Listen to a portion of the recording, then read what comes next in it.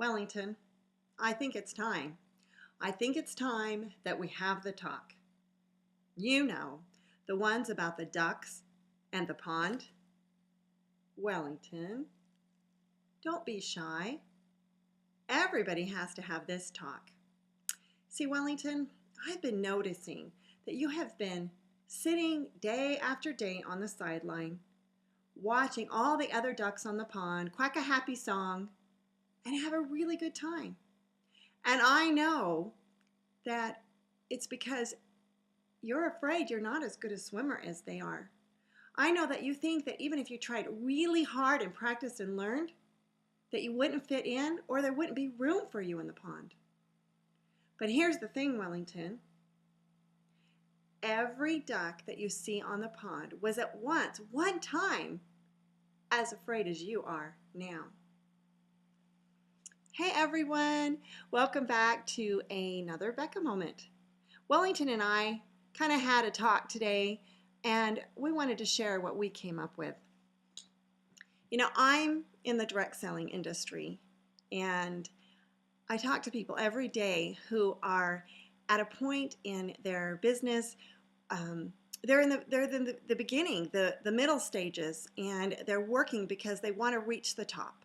They want to live the lifestyle that our industry promises, that 6- and 7-figure income where we work from home, we set our own schedule, no one else is our boss, we get to take our families on vacations and style several times a year. And so they look up to us and they come to us and they say, hey, how do I get to where you're at? How do I deal with people saying, oh, I don't have time, I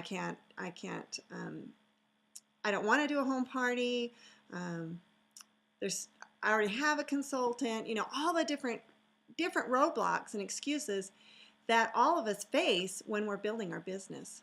So sometimes when they come to us as leaders or other experts in the industry, they just hear the rah-rah, they're like, oh my gosh, this is so easy, all you have to do is say this and you're going to get everything that you want. And this is what you have to say, and it's just easy, just do this. And they're thinking it's not easy. And I'm guilty of it too, myself. I forget to tell them, you know what? You're right. It's hard. It's really hard, and it's really scary. In fact, if it was easy, everybody would be at the top. And the reason that they're not is because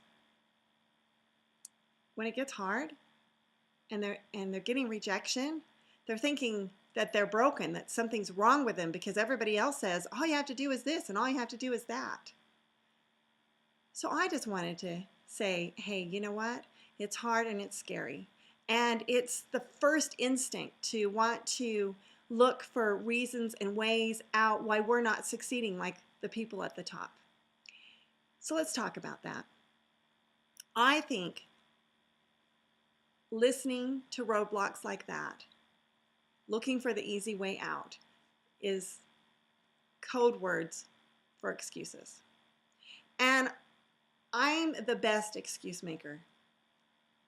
I have made so many excuses in my life and I have missed out on so much. But you know what? I'm tired of missing out.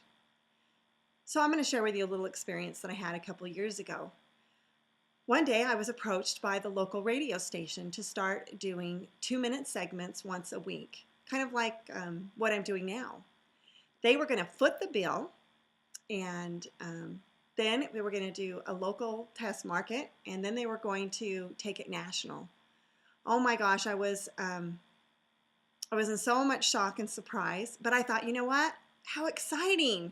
I was kidnapped, I was abandoned, I tried to kill myself. I came from such a horrible place, but I did make it. I made it, and I'm enjoying such great things, and I'd love to share with people how to do that.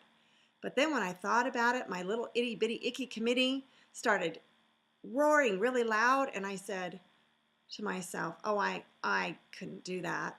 No. Well, you've heard it all before. So I just started coming up with really good excuses as to why this wasn't a good time, why this wouldn't work. In fact, I thought one time I'd come up with the best excuse of them all. I said I travel way too much with my business, so I couldn't show up once a week. So, you know, this this isn't going to work. And they said, oh, no problem, because what we planned on having you do is come in, once and record 4 to 8 weeks as it was anyway. So you can jet set around the country with your business, and that will work out fine. So then I couldn't come up with any more excuses. So I just started avoiding their calls. And eventually, after 8 months, they moved on. So see, I know about excuses. I also know that anything is possible. There are truly no closed doors. That if we really want something bad enough, if we really want it bad enough, we won't settle for roadblocks. We will go over them. We will talk to people who have succeeded. We will invest in trainings. We will spend hours practicing scripts on how to share our business, how to overcome objections. We will do what it takes. I know. I can't tell you how many times my family thought I was crazy because I'd be talking in the shower. I'd be practicing and rehearsing different ways to build my business and share it in front of the mirror. And I know other people who are really successful too have paid and done these same things. So you know what? It's possible.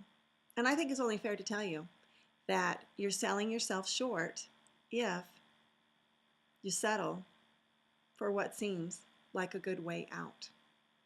I also look at companies in this industry that have been here for, decades. Let's take Mary Kay, for example. They have 1.5 million plus consultants, and every day people join their company. And every day people want to live, the dream life. So they join and they buy their kit, and then guess what happens? They say, oh my gosh, this is hard. This is, I had no idea this was hard. Maybe it's not hard. Maybe I'm just broken. So they give up, they quit, or they just buy the product for themselves. But then every day people join the same company that are hungry, that really want it, that believe success is possible, and are willing to do whatever it takes and to face all the rejection and put in all the time and leave dirty dishes in the sink and have people think they're crazy and wonder what they're doing until, guess what? They make it to the top. And that's what Wellington and I want you to know, that you can do it. That yes, it's hard. Yes, it's scary, but it's possible. So I invite you to cook on that for a while. And I leave you with one more thought. God did not send you here to fail, but to succeed gloriously. So cook on that until we meet here again tomorrow for another Becca moment.